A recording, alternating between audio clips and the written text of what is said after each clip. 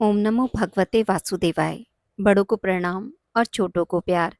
अक्षय तृतीया का बेहद ही शुभ और पावन पर्व वैशाख के महीने की शुक्ल पक्ष की तृतीया तिथि को मनाया जाता है।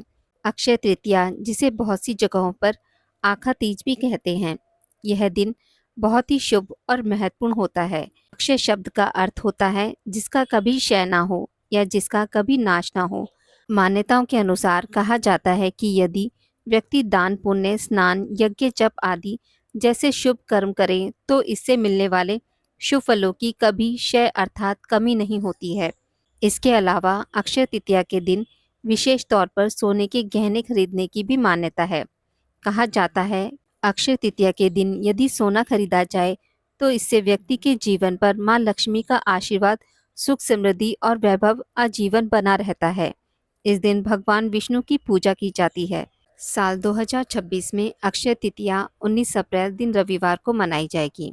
तृतीया तिथि प्रारंभ होगी 19 अप्रैल को सुबह 10:49 पर। तृतीया तिथि समाप्त होगी 20 अप्रैल को सुबह 7:27 पर।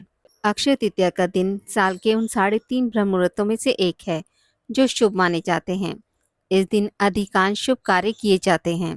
इस दिन गंगा स्नान करने का भी बड़ा भारी महात्म्य बताया गया है। जो मनुष्य इस दिन गंगा स्नान करता है वह निश्चय ही सारे पापों से मुक्त हो जाता है। इस दिन पितृ श्राद्ध करने का भी विधान है।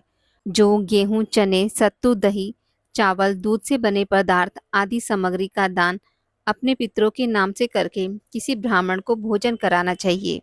इस दिन किसी तीर्थ स्थान पर अपने पितरों के नाम से श्राद्ध व तर्पण करना बहुत ही शुभ होता है। इस तिथि को भगवान परशुराम व हयग्रीव अवतार हुए थे। त्रेता युग का प्रारंभ भी इसी तिथि को हुआ था। इस दिन श्री बद्रीनाथ जी के पट खुलते हैं।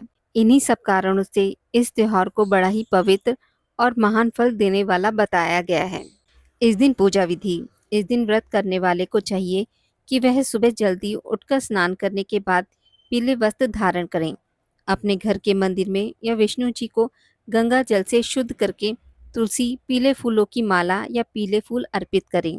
फिर धूप, अगरबत्ती, जोत जलाकर पीले आसन पर बैठकर विष्णु जी से संबंधित पाठ जैसे विष्णु सहस्त्रनाम और विष्णु चालीसा पढ़ने के बाद विष्णु जी की आरती करें। साथ ही इस दिन विष्णु जी के नाम से गरीबों को खाना खिलाना और दान देना अत्यंत पुण्य फलदायी होता है। अगर पूर्ण व्रत रखना संभव ना हो तो पीला मीठा हलवा, केला, पीले मीठे चावल बनाकर खा सकते हैं। आज की इस वीडियो में बस इतना ही। मित्रों, अगर आपको मेरी वीडियोस पसंद आती हैं तो इसे लाइक और शेयर ज़रूर करें और पूजा पाठ से जुड़ी जानकारी के लिए मेरे चैनल को सब्सक्राइब करना ना भूलें। धन्यवाद।